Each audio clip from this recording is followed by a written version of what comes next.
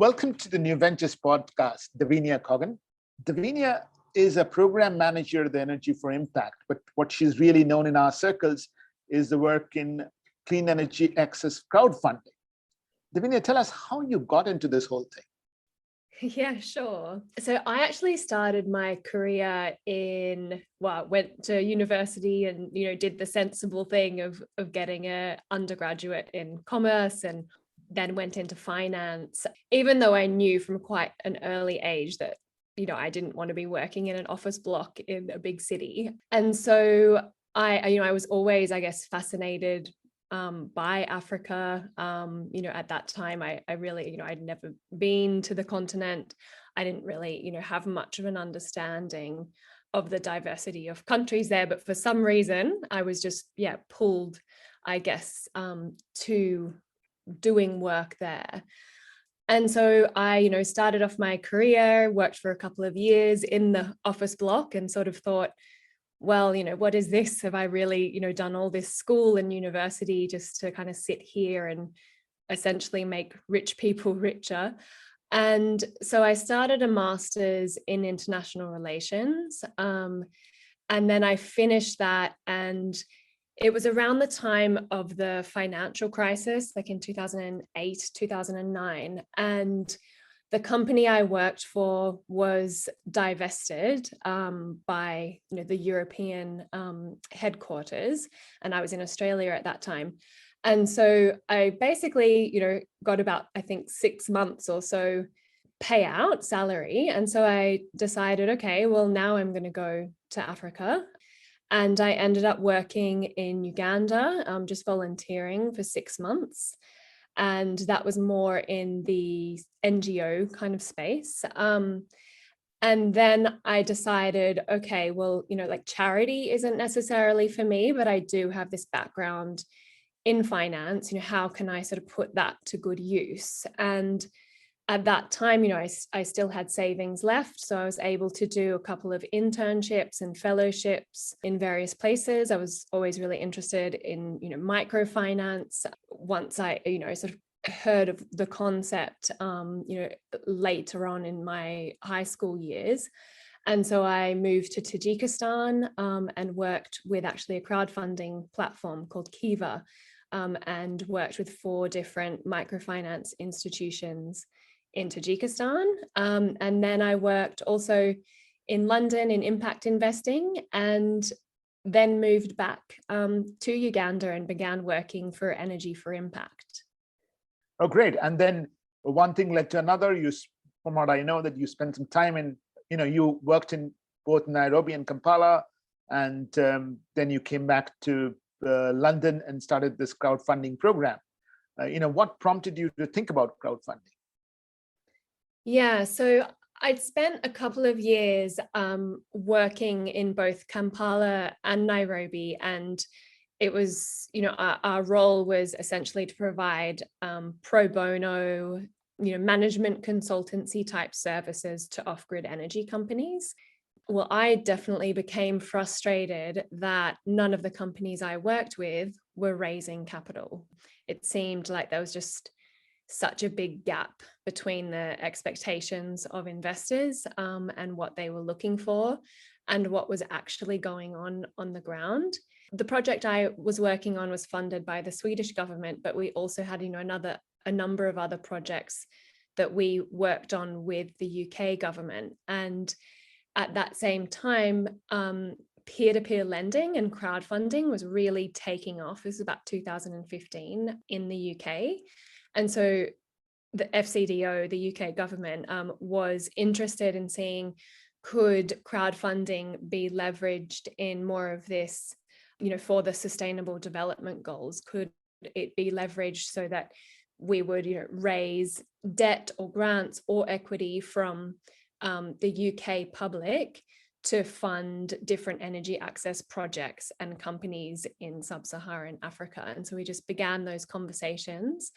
And eventually, that led to the design of the Crowd Power program, which has now been running for almost 6 years.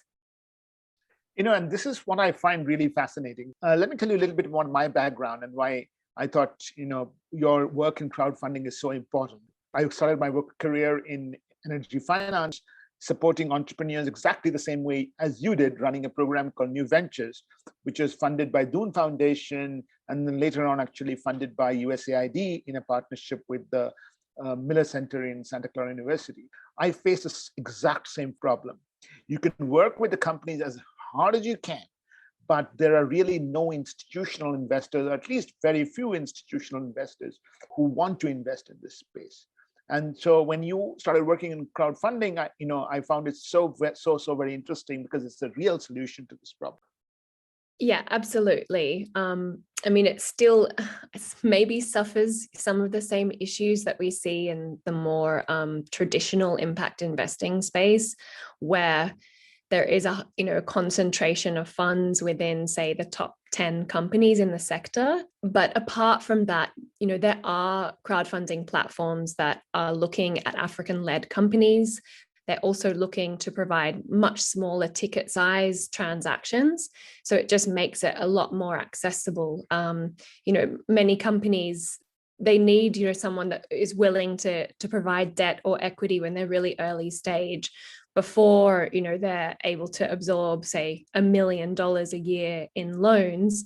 They need someone there to provide 10,000, 20,000, 30,000, so they can establish that track record that they're borrowers that repay their loans, and then the borrowers are getting the access to capital so that they can grow their companies. Exactly. So I just read your recent report called Crowdfunding Energy Access. And it struck me that the 57 million that has got funded into energy access alone last year is quite a significant number, right?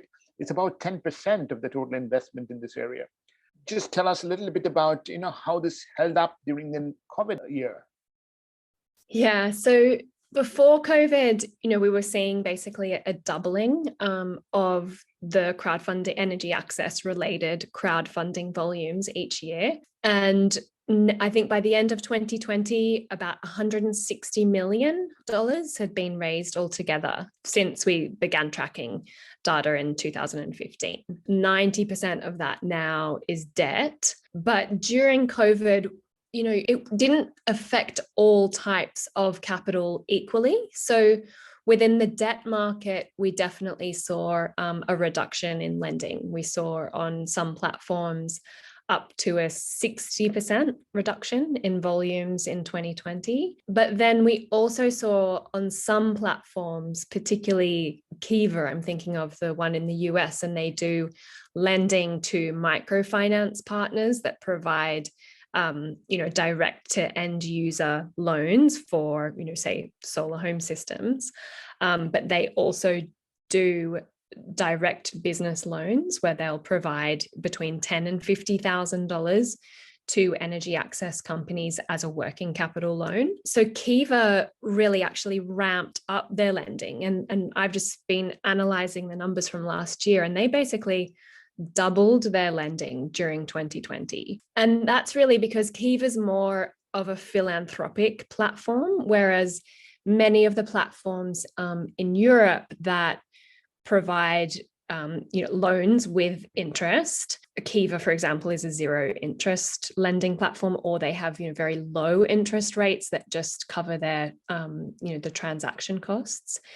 But what we saw with the European platforms was that because they're more of an investment product, I think they have different, risk considerations to a platform like Kiva. So it was really the platforms in Europe, I think the debt platforms that are lending to, say, those top 10 companies in the sector that were really hit hard by COVID. But then on the other hand, you also have equity crowdfunding, which grew tenfold in 2020. And, we don't understand exactly why that is, but I would say, what we often see when we speak to entrepreneurs about equity crowdfunding is that it's really the last resort for them. They don't necessarily choose to do equity crowdfunding, but it's usually, after they've spent about 12 months meeting with different, venture capital funds, PE firms, impact investors, trying to raise capital, and they've just been unsuccessful during that process. And so they do turn to equity crowdfunding. And so what I wonder is that during 2020, when a lot of investors on both the debt and equity side paused, I wonder if those firms then felt, well, let's actually do crowdfunding instead. And one of the platforms in the UK, it is the biggest equity platform, it's called Crowdcube. I think they actually had a record quarter in Q3 2020, their best quarter, in, I guess, something like 6 to 8 years of operation. So I think that sort of goes to show that equity crowdfunding actually grew during the pandemic.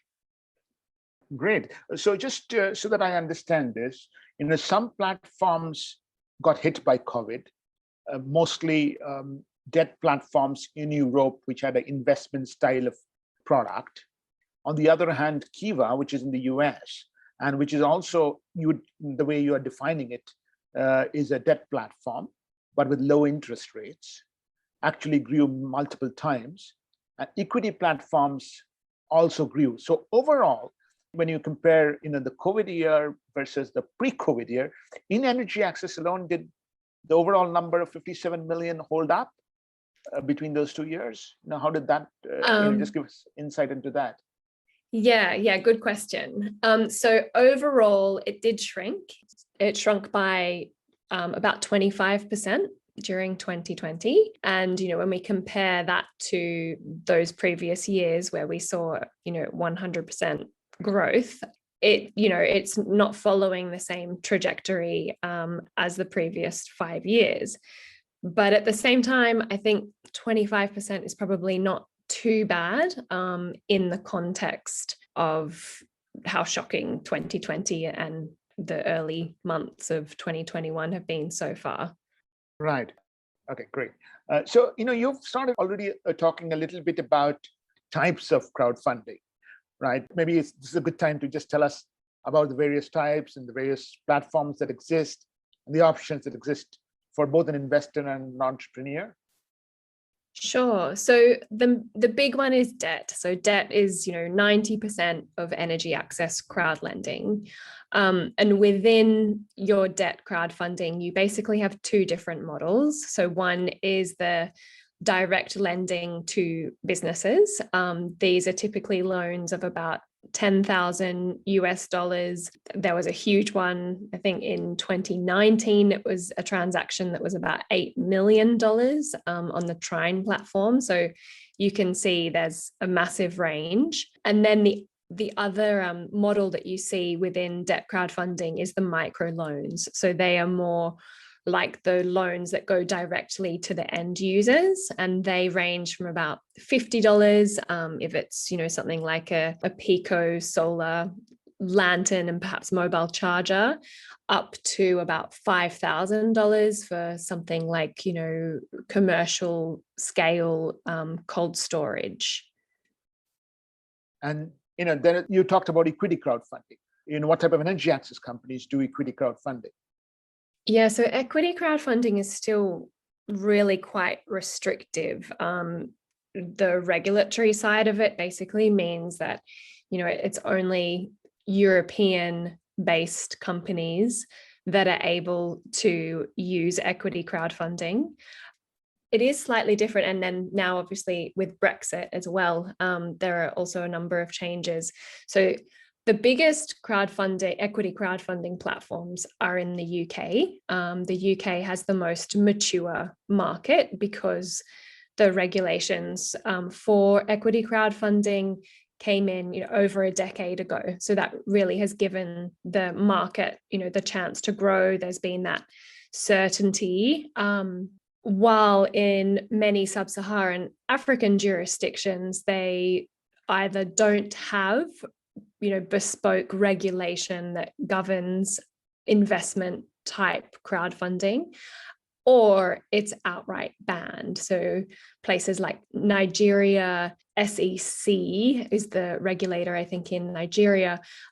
They have banned equity crowdfunding and debt crowdfunding. So it basically means that most of the companies that end up raising on equity platforms they might have operations in sub-Saharan Africa or some parts of Asia, and then they will also have a company that is domiciled either in the UK or elsewhere in Europe. And pre-Brexit, there was quite a smooth passporting system. So like a Swiss company could raise on a UK-based platform.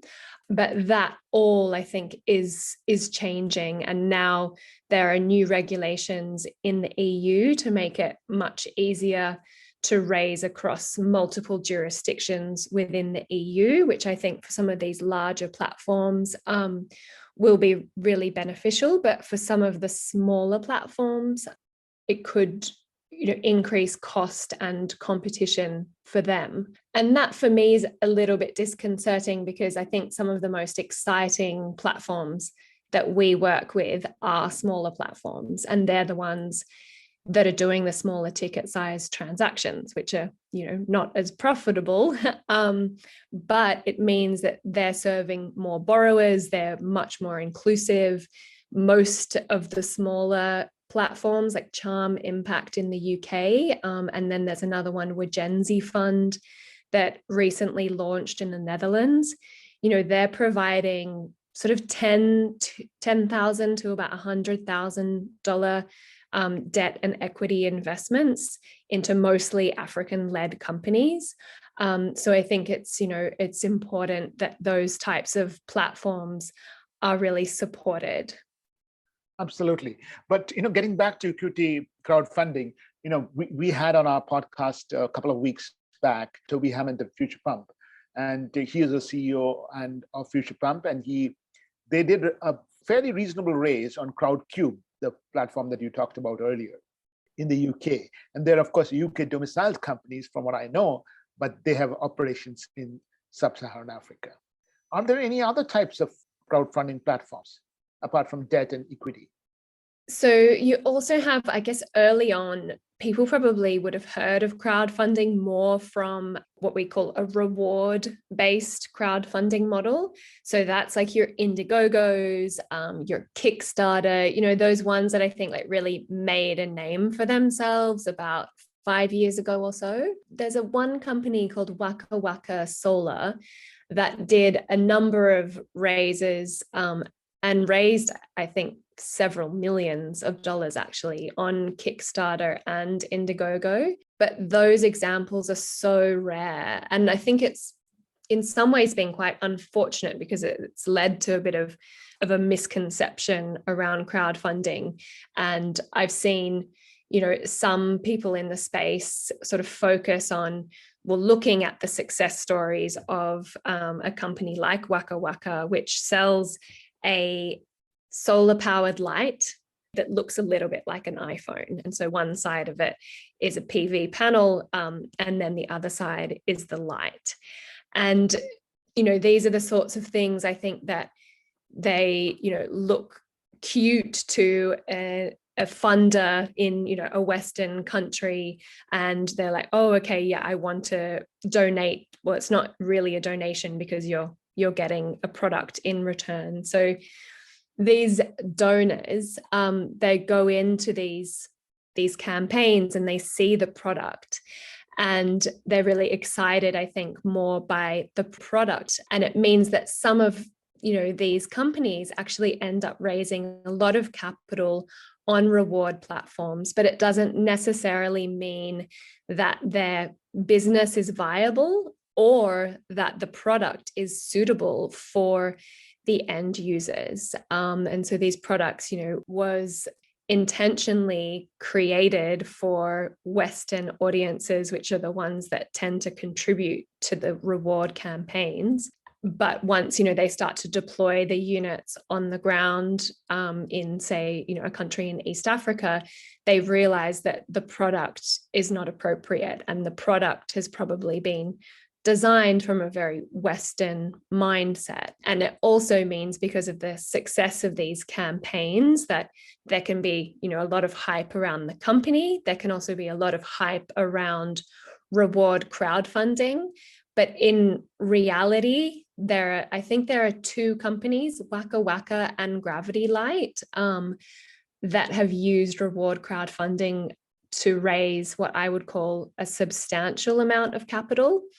There are some other examples of companies that have used reward crowdfunding really early on in their journey. So they would use it, say, to raise about 10 or 20,000 US dollars as a proof of concept. So it's usually a seed round or like family and friends. It's kind of like a way to formalize that fundraising process. But these are really tiny transactions, sort of like 10 to 20,000 USD, and that is really just as a proof of concept. They might be able to produce like a minimum viable product from that and then do some market testing that they can then iterate from there and hopefully go on to raise money from other grant makers and eventually debt providers. I think the point that you make about the product being cute and very useful for a Western audience who donates or invests in the product, but it not having a market actually in sub-Saharan Africa is very important. I think that's probably the reason why reward crowdfunding really took off for energy access. Perhaps can take off for, let's say, climate adaptation projects. Invest in adaptation or conservation project with the reward of being able to spend a month there. Maybe it'll come back. Who knows? With that, thank you very much. Great. Thank you so much for having me. In this podcast, Davinia has given us an orientation of what crowdfunding is all about. In the next part of the same podcast, we will take a deep dive and explore how local African entrepreneurs can take advantage of crowdfunding.